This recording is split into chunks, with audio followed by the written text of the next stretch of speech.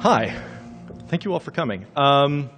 So, before we begin, there are a few official GDC announcements, one of which is to please put your phones on vibrate unless you have an awesome ringtone, in which case turn it up as loud as you can. We want to enjoy it. The second is that there are speaker session evaluations that have been emailed to you via your badge, and we ask that you please fill those out. So now that that's done, and Richard sort of already introduced me, so this might be redundant. My name is CJ Kershner. I'm a freelance writer, designer, and the head of Polyhedron Productions. And the talk is The Lives of Others, How NPCs Can Increase Player Empathy. And I ask you to forgive in advance my nervousness. This is my first time speaking at GDC. And there is very little that you can do to prepare yourself to stand up in front of a room of your peers and make a total fool of yourself. So, yesterday, Meg Giant, the writer on 80 Days, gave a fabulous talk called Forget Protagonists. How many of you were there for that? That's a good representation. If you missed it, it's now in the past. So I can't recommend that you go to it, but I can recommend that you check it out when it's available on the Vault. I'm told that will happen in a few weeks. To quote Spaceballs, when will then be now? Soon. So let's get started. Chapter 1, I am born. Whether I shall turn out to be the hero of my own life, or whether that station will be held by anybody else, these pages must show. That's the first sentence of Charles Dickens' 1850 novel, David Copperfield. Now, I hope we all have enough self-esteem to confidently say that we are the heroes and heroines of our own lives. But what about everybody else we encounter? This thought most often strikes me while I'm traveling or riding public transit. I'm so focused on where I need to be and what I need to do that everyone else becomes part of the background. But I imagine that's true of my fellow passengers as well. They all have a goal, destination, complex emotions, and social networks. In short, they have their own views on life, the universe, and everything. But from this first-person perspective, I'm the hero of my life. I'm the main character. I'm the player, which makes them my non-player characters? And that's what I want to talk about today, the lives of others. I want to look at the ways that we can better recognize and respect the NPCs who populate the worlds we create. I want to discuss how we can give their lives and their deaths meaning beyond basic gameplay or background decoration. Because I strongly believe that when production teams invest in robust NPC characterization, the result is often increased player engagement and empathy.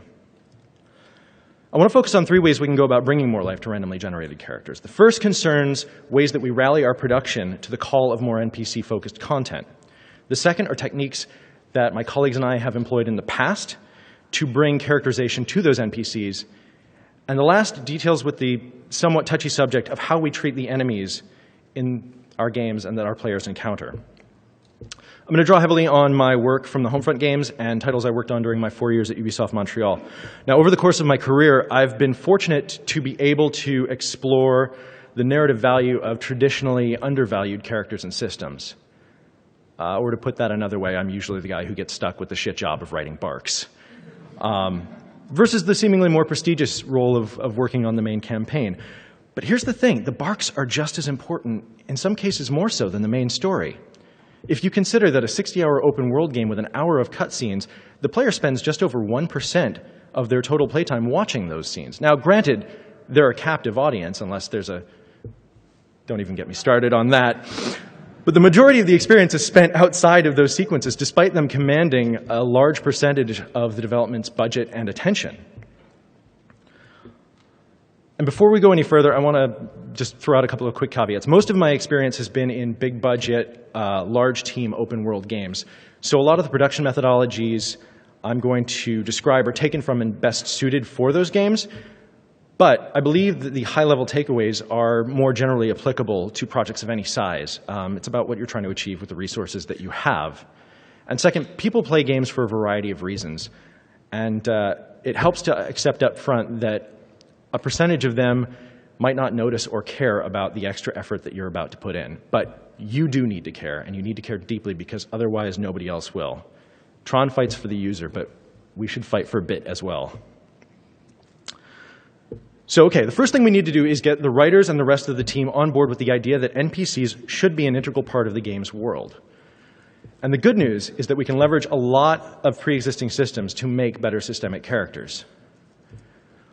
On Far Cry 4, we had the benefit of building off of the systems developed for Far Cry 3, but the world of Karat is more narratively dense and interwoven than the Rook Islands. And additionally, there were technical complications that shipped in Far Cry 3 that prevented or resulted in only a limited number of barks ever playing, which is why everybody is so familiar with the urinary problems of the pirates on that island. Resolving that bug was one of our first tasks for the AI team, and once that was done, the writing team, narrative team, could get on the process of planning how we wanted to build upon the systems that we'd previously established.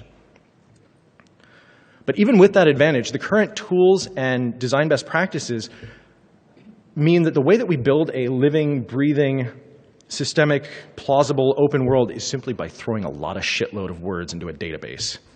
So for example, it was reported in Game Informer that Dragon Age Origins, released in 2009, shipped with roughly 62,000 lines of dialogue for their characters.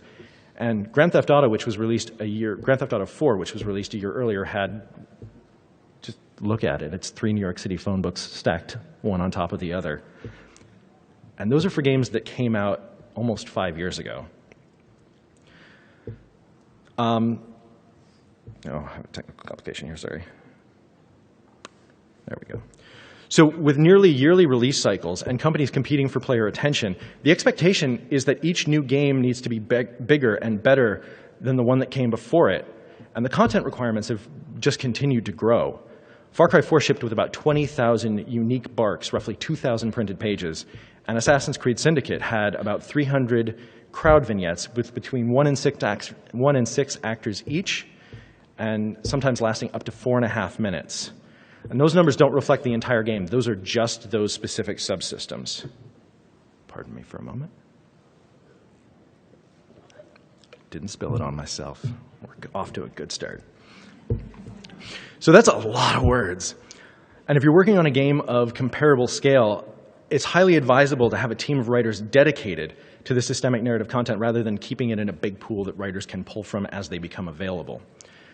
But you're going to need the involvement of more than just the writers, because storytelling in games is a team sport. The narrative team should drive high-level discussions with the producers, designers, AI programmers, the sound department, casting director, animators, localization, as early as possible in the project's lifespan, ideally when it's still in conception, to determine what truths you want the NPCs to convey about your world, how the different disciplines can contribute to and support this initiative, and to build a production plan, and that includes budget, deliverable dates, and recording schedules that accommodates this increased writing time and content. This is an opportunity for you to get a head start on the situation and build from the ground up rather than sort of have it imposed upon you from the top down. Now, common wisdom dictates that when faced with the sheer volume of barks, to write generic, neutral lines so that players don't notice if they hear the same thing 50 times in as many hours. And productions sometimes cut corners by asking their NPC actors to read from a bank of the same lines so that the voice, rather than the line itself, provides the variation.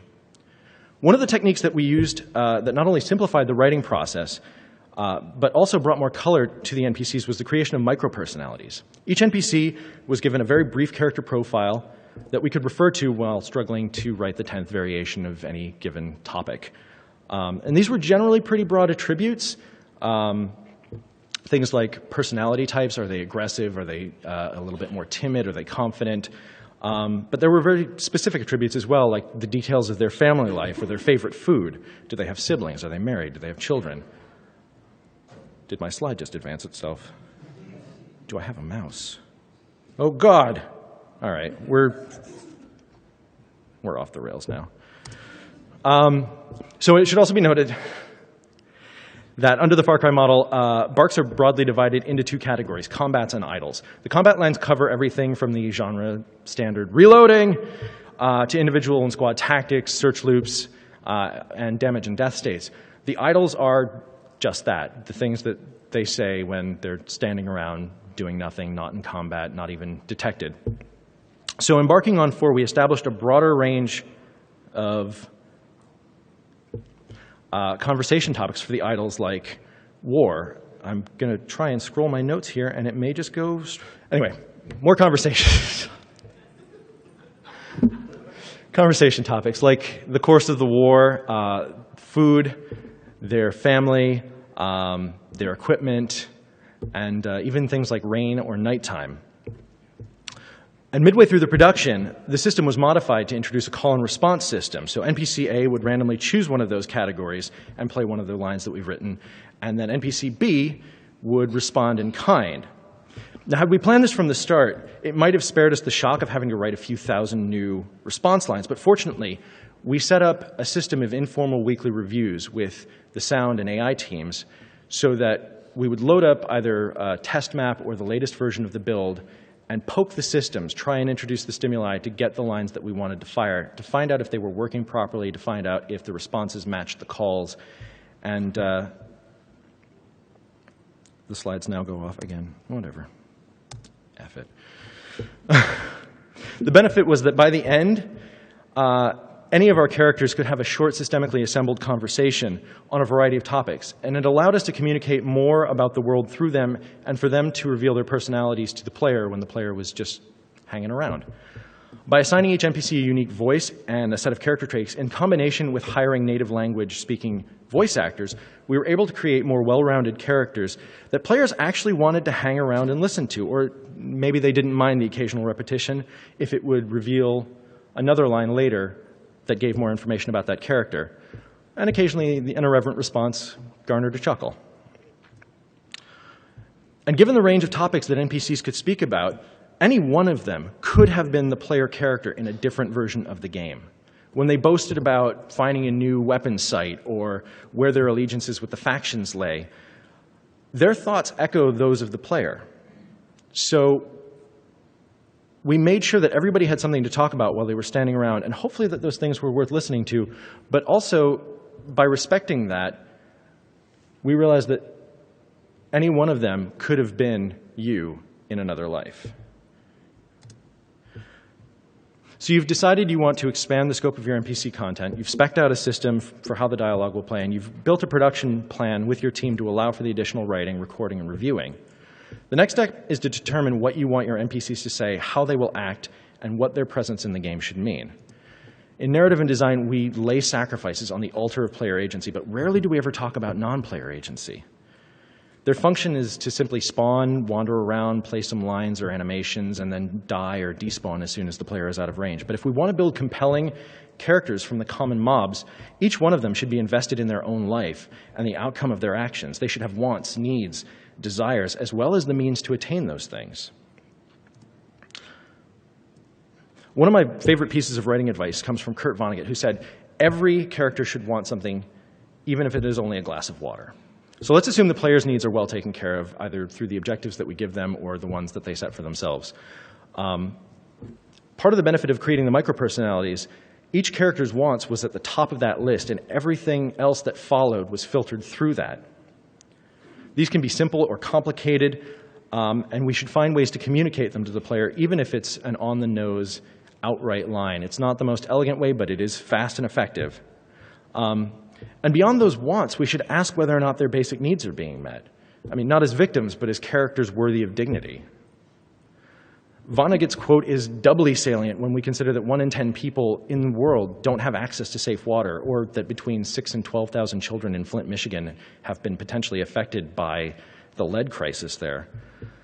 Now, resource scarcity plays a large role in the Homefront games, both of which are set in an occupied post-collapse America. The backstories tend to focus on the availability of cheap oil, but the NPCs often talk about and work towards access to clean water, and rainwater collection systems form a core component of our environmental storytelling.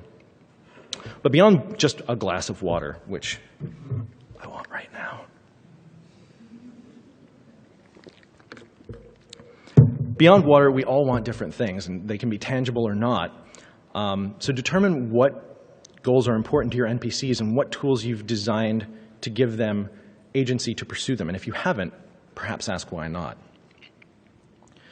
When I talk about giving NPCs agency and the means to fulfill their wants and needs, I find that the current designs underserve these characters.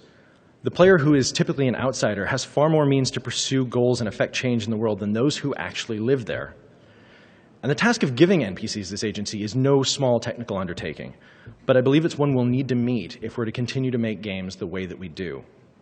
Today's talk mostly focuses on bringing the illusion of agency through dialogue and other narrative content, but there is another avenue that merits investigation, and that is deeper social simulations. I don't see the approaches as being mutually exclusive. I think they exist on a spectrum and can and should work in complement with each other.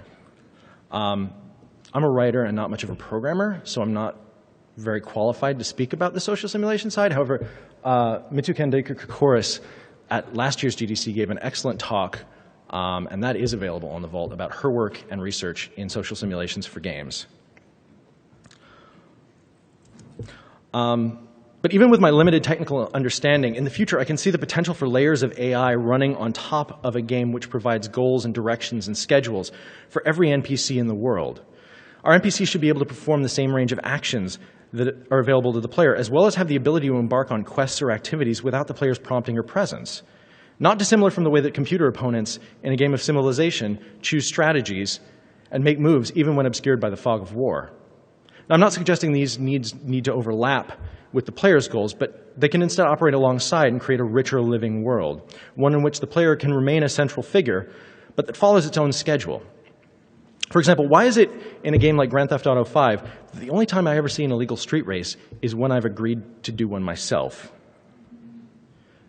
There's one other thing I want to talk about, and it's a corollary to all of this, but in terms of character building, I want to talk about possessions. Tim O'Brien's book, The Things They Carried, is a great resource for writers who are looking to bring personality to characters through everyday objects, because each of us carries on us certain items that say a lot about us. Like if you were to lose your backpack today and somebody generously were to find it and not scavenge it, what would its contents say about you? There are a few games with very deep world-centric loot. Skyrim being a, what does that say about this player? Where everyday objects are used to communicate truths about the characters of the environment. And it's just one more tool that we can use to bring that life to our NPCs.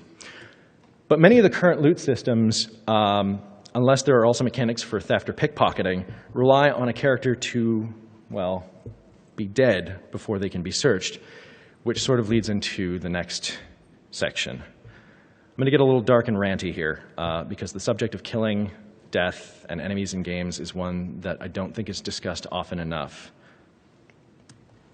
When we created the micro-personalities for the NPCs in Far Cry 4 and AC Syndicate, we didn't stop with the friendly or neutral characters. Both of these games feature strong stealth mechanics, so there are a lot of times when the players will be in proximity to enemies but not engaged in combat. So what do the enemies talk about while they're just standing around? In the example of Far Cry 4, the gameplay takes place during a fictional civil war, and like any war, each side and every soldier brings their own motivations to the battlefield. It's overly simplistic to think that because we're opposed to them, they are necessarily evil. The micro-personalities allowed us to explore the reasons and emotions that drove the enemy soldiers to do what they did. Some of the set-piece atrocities were a little outside of our control, but if you hide in a bush for long enough, you might discover that the people that you've been shooting for the past few hours are remarkably sympathetic.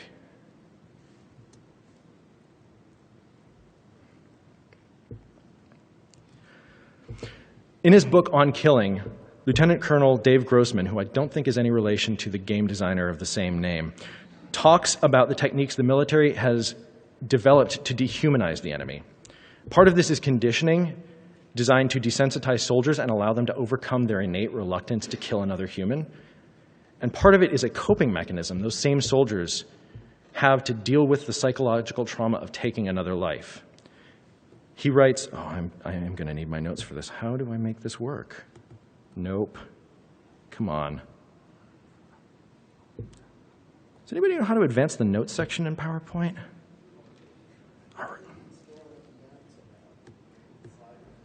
Weird. No, this is all just going to break.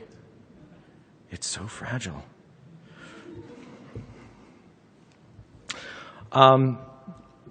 He writes that the burden of killing is so great that most try not to admit that they have killed. They deny it to others, and then they deny it to themselves.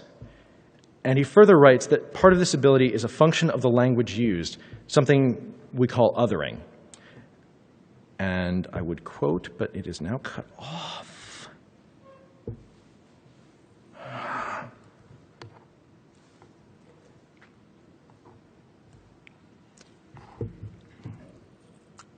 I'm a deer in the headlights now.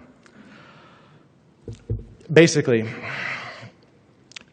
we assign other names to our enemy NPCs. We cover their faces, we mask their voices, we create epithets for them. And he says that the language of men at war, in order to facilitate this killing, the enemy is not killed. They're neutralized, they're greased, they're knocked down.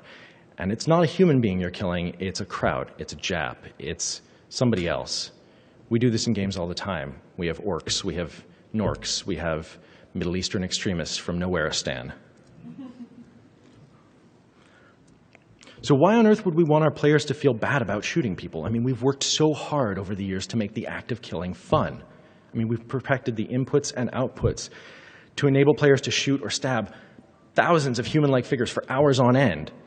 And we've been successful because we as developers have refused to accept responsibility for it and have shielded our players from feeling anything that doesn't also come with a release of dopamine. At an NYU Game Center lecture in 2009, Warren Spector said, and I'm paraphrasing from my own notes here, that games excel at the emotions of triumph and guilt, but only ever really explore the first. It's a very subtle difference between, I did that, and oh, I did that. And I think guilt is a very powerful emotion. It's central in theater. It's a key component of catharsis. And I want to make a distinction before we go further between guilt and gotchas, which was a narrative technique that was in vogue a few years ago.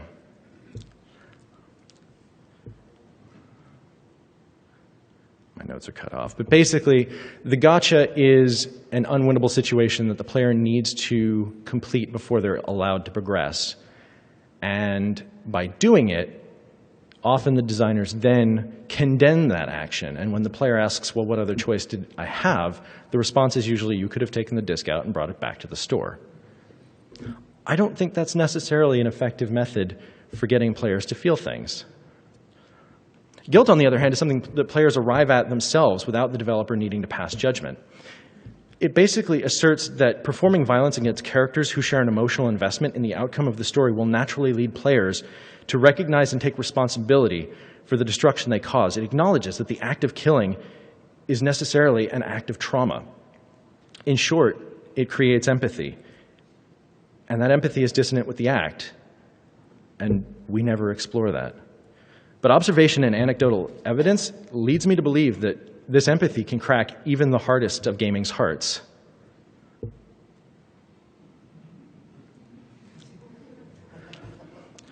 Rob Otten, one of the writers on Battlefield Hardline, said in an interview with Polygon about the game's villains, I wrote this one guy getting back together with his ex-girlfriend, and someone on the team pointed out, hey, idiot, this is someone you're about to shoot in the head, not deliver flowers to. So we decided, yeah, maybe let's not go down that route. We had to cut the dialogue and make it more informative. We had to make sure that the bad guys felt like bad guys so the player isn't as emotionally conflicted about the gameplay. No disrespect to Rob.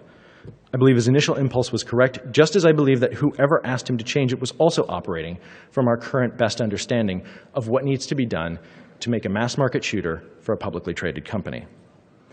But the compromise that was required speaks to our continued inability to create mature, nuanced work, and why we keep recycling the same action movie tropes. And now that I've brought the entire mood down with all of this death and destruction, here's a puppy. It was not a polar bear. That was totally...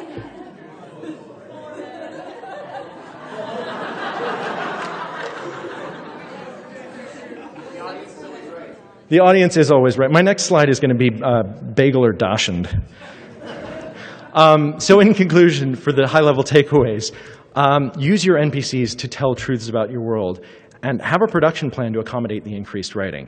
Give them their own personalities and agendas because players gravitate towards well-developed characters, regardless of whether they're directly in front of them in a cutscene or whether they're operating independently in the world around them. And offer those characters a degree of agency because they will add life to the world in interesting and emergent ways. Acknowledge the humanity of your enemies because violence without consequence is meaningless. And allow players to feel responsible for the actions because empathy and complex emotions will help this industry to mature. Special thanks to the people that offered feedback on this talk, even if they couldn't save me from my own technical gaffes. And thank you for coming.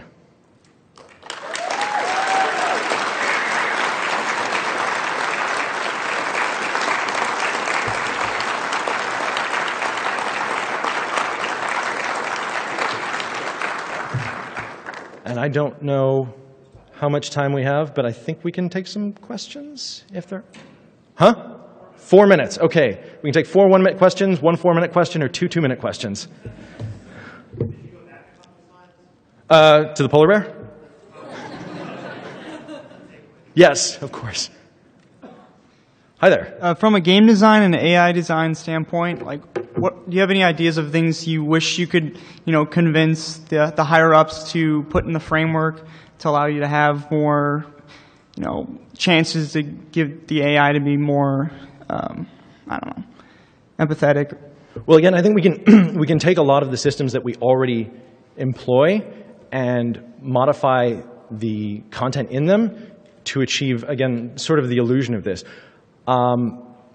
The discussion about how you bring that more robust agency is, again, a conversation that needs to happen at a project level with animators, with designers, because as writers, we can put the words down, but anything that we put down creates more work for other departments, and so they really need to know what we would like to achieve. They need to be on board with that. They need to believe it as strongly as we do.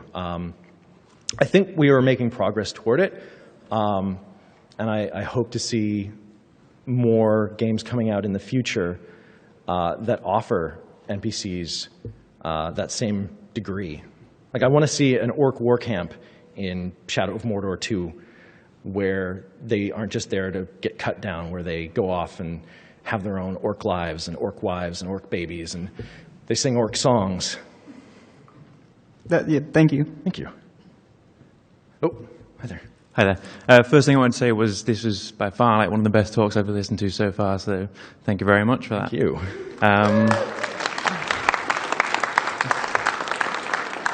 But from an execution standpoint, one of the things I just had a little question about was on Far Cry 4, you were talking about how you wrote kind of dialogue lines centered around war or family or food, and how you would have 2 NPCs talking. Just from a purely execution case, would that be one NPC pulling from a pool and then another NPC pulling from the same subject matter, but not necessarily related, but close enough that it would feel organic? Or was it you would have to literally match up 2 lines, that you would have a call and response exactly? So that's actually a very good question. The call lines that were about the topics of food or whatever, you would have something like, I miss my mother's cooking.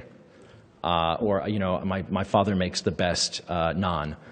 And the response lines were generally a bit more generic, but again, because we had those micro-personalities, we could provide generic responses that would suit the calls reasonably well. So, my father makes the best naan. Somebody else will just chip in from that same bank of lines about food or family and say, I haven't eaten in days, or, I don't think I've ever actually enjoyed that meal as much as you have, or, I'm an orphan, right? Okay.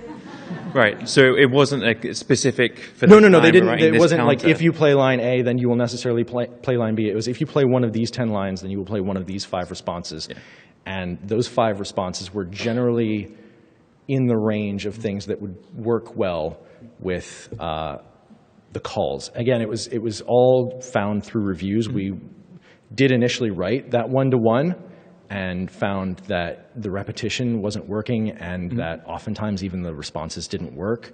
And so it was by constantly iterating and looking at it and minor course corrections here and there that we were able to sort of arrive at lines that were generally applicable but still functional, flavorful, and tailored to that particular topic. Okay, thanks a lot. Hey, hi there. I like the polar bear, by the way. It's not a. I'm going back. I bear. gotta know. forget the take. It's a polar bear. It's a tall polar bear.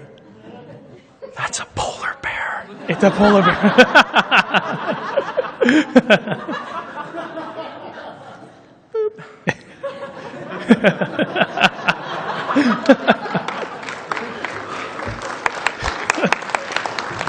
Anyways, so you were talking about the mini personalities and the call and responses, and sorry, I didn't hear about it, but I was wondering if you were able to create specific animations to go along with these call and responses, and if you didn't, do you think that would be something that you would be able to do in future titles? So with regard to the animations, that was one area where, because the operations were happening in parallel, the writing was happening at the same time, they were shooting a lot of the new gameplay idols. The animation team put together a list of things that they wanted, design included things that they wanted, and then we also got to include some things that we wanted, but in terms of like very custom one-off animations for specific lines of dialogue, I don't think that we necessarily had those, though, again, if you start early enough in the process, it would not be too particularly not uncomplicated, but you could easily include those in the production plan to have people sitting around having a meal, people trading cigarettes, people doing whatever. Again, it's about getting on board early and then making your wants and needs known and then getting the rest of the team on board with them. Okay, great, thanks. I think that's it. Thank you. I'm just going to leave the polar bear.